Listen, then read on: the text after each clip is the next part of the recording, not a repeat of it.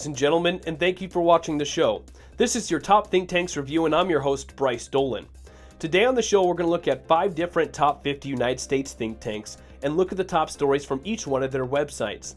Now, to begin the show, the RAND Corporation lays out some statistics of U.S. consumer preferences for telephone and internet services. Because telecommunication services use large network infrastructures that create barriers to entry and are associated with public goods, including safety, these services have typically been regulated at the state and federal levels. However, as new technologies emerge and the population responds, adopts, and adjusts, historical regulatory strategies may no longer be appropriate. Approximately 90% of households have at least one mobile phone. 75% have fixed internet service, 58% have mobile internet service, and 49% have fixed telephone service. Now, when they're referring to a fixed telephone or fixed telephone service, ladies and gentlemen, it's another word for a ground line or a landline. Approximately 8% of Americans participate in a reduced price telephone program, such as the Lifeline program overseen by the FCC. Only 2% have none of the 4 services, while 93% have some form of telephone service. Among those who have phones, about 48% are mobile only. 48% have both mobile and fixed telephone services, and the remainder 4% have fixed phones only. Mobile phones thus appear to substitute for fixed telephone service for about half of the population. It is more likely for a household to have fixed telephone service for respondents who are older, female, wealthier, more highly educated, and who identify as Black or African American. The authors identified 4 classes of preferences across the population. 2 of the 4 classes, 66% of the population, view mobile telephone service as most important and fixed telephone service as least important, while a third class, 14% of the population, prioritizes internet and mobile telephone service over fixed telephone service. The remaining class, approximately 20%, views fixed telephone service as the most important, with mobile phones coming in second. However, this last group, which tends to be older, less likely to be employed, and with lower incomes, still has a mobile phone adoption rate similar to the classes that prioritize mobile phones. So these statistics show us a couple things, ladies and gentlemen. One, yes, mobile phones, mobile telephone service is huge and extremely popular, with 90-some% of the country using a mobile telephone service. However, people are saying landlines, ground lines, these fixed telephone services are going extinct, are going out of date. That's not true. It shows that almost half of the population has a mobile phone and also has a ground line or a fixed telephone service. So some fun facts there for you on statistics for telephone and internet services.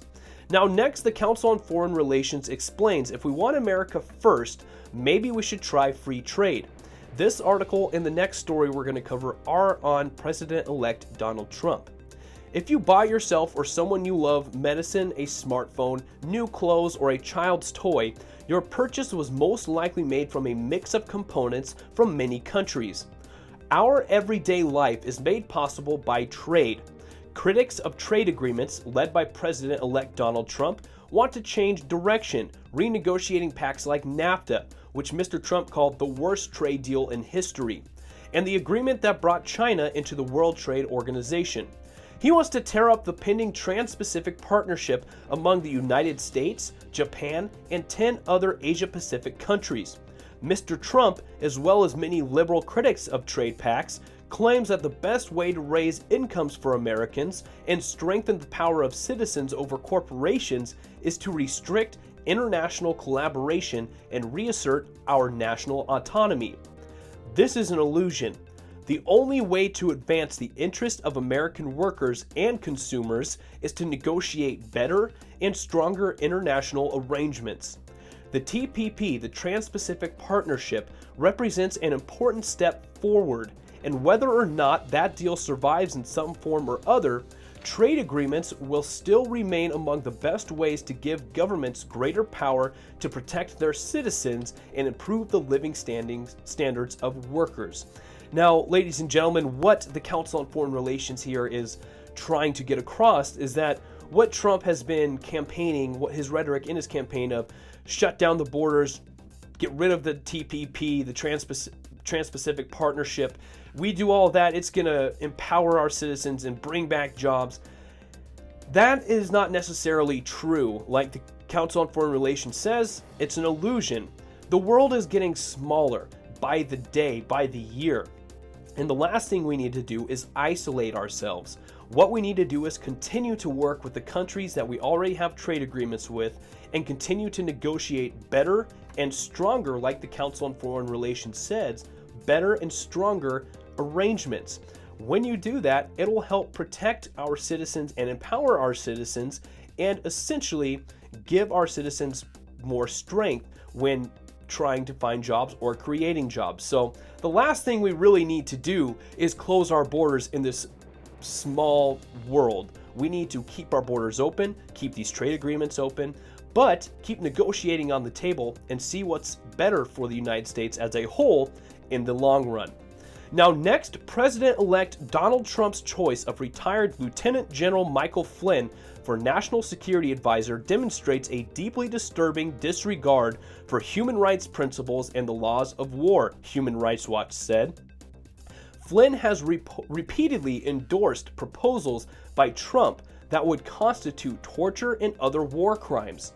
Michael Flynn has shown a stunning contempt for the Geneva Conventions and other laws prohibiting torture, said Sarah Morgan, Washington Director for Human Rights Watch.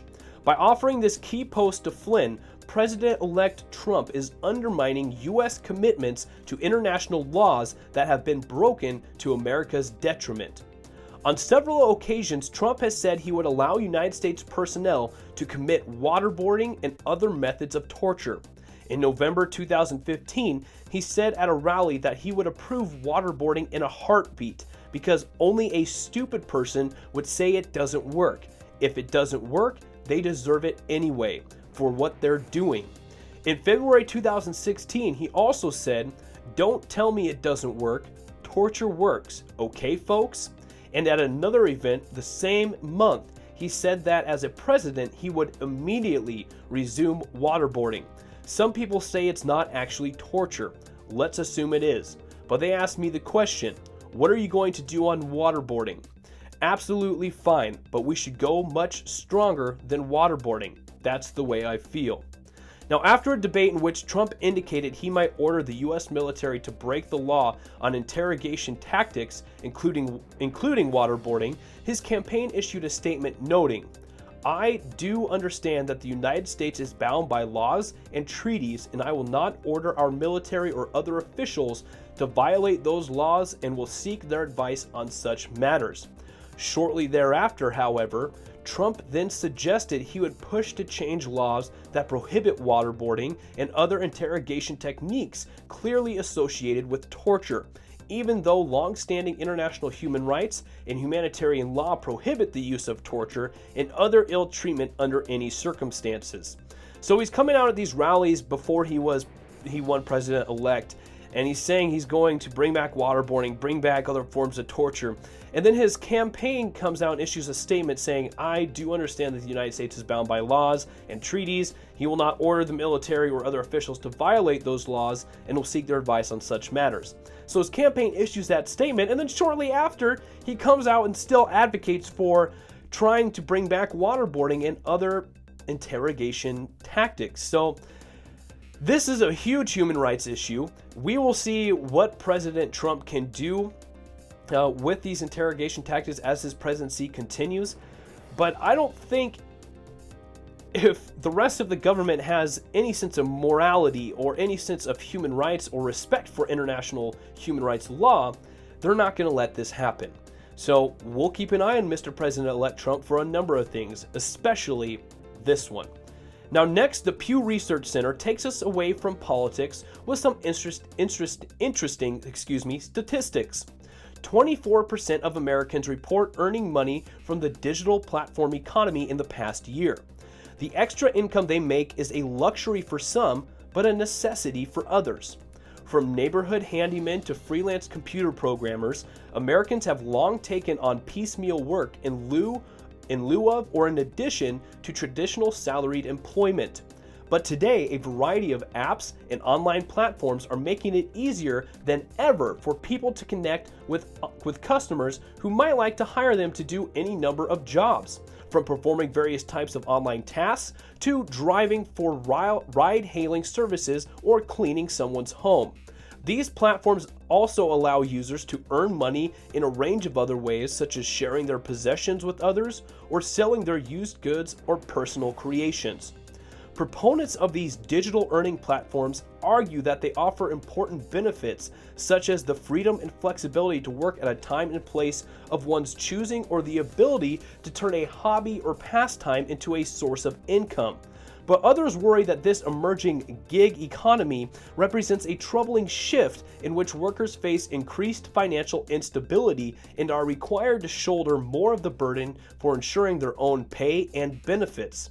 Against this backdrop, a new Pew Research Center survey of U.S. adults finds that a relatively substantial share of the public has earned money recently from a digital commerce platform.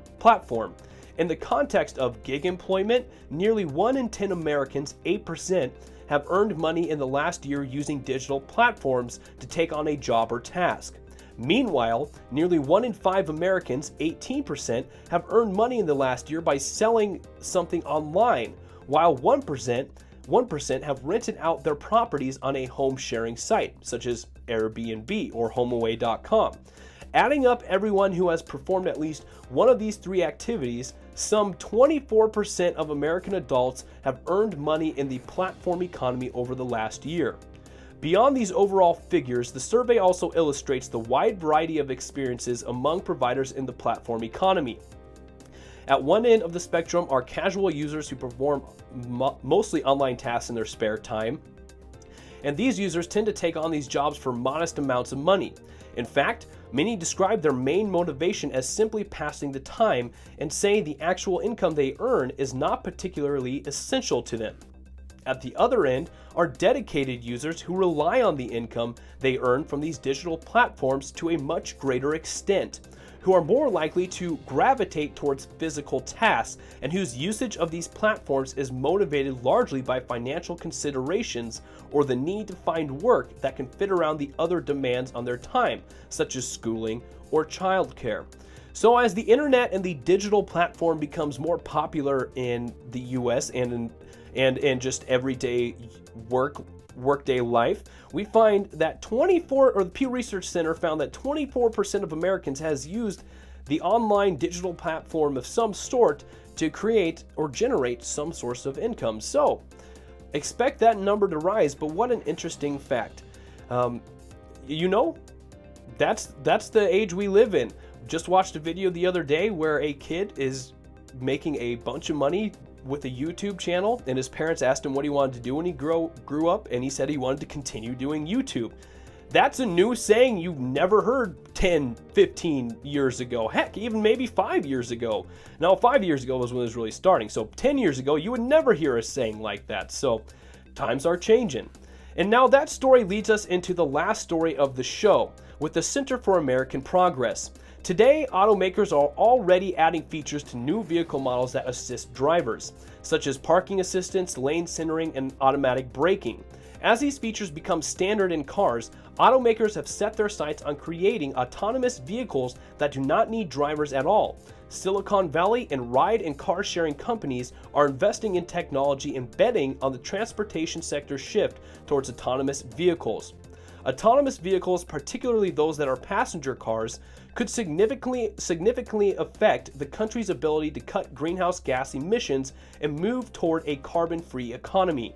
Existing studies suggest that three main factors will determine whether putting more AVs or atomic vehicles on the road increases or decreases tailpipe carbon emissions. Effect on the total vehicle miles traveled in the United States, impacts on congestion, and AVs' fuel efficiency and fossil fuel consumption. As such, autonomous vehicles must be assessed not only for their safety, but also their effect on carbon emission levels. So essentially what the Center for American Progress wanted to point out with this article was that the autonomous vehicles, the automatic driving vehicles, could essentially help the US cut down on greenhouse gas emissions. So not only do they need to focus on the technology of autonomous driving, but they need to focus on the technology of fuel efficiency as well. So ladies and gentlemen, that does it for the show today. You can find all the stories below in the description. The links will take you directly to each one of these stories, whichever one you want to check out. I encourage you to check out all of the articles in their entirety. But while you're doing that, make sure you subscribe to the YouTube channel so you don't miss any new videos that get posted. Give us a like on Facebook or follow us on Twitter. But that does it for the show today, ladies and gentlemen. Thank you for watching your Top Think Tanks review. I was your host, Bryce Dolan.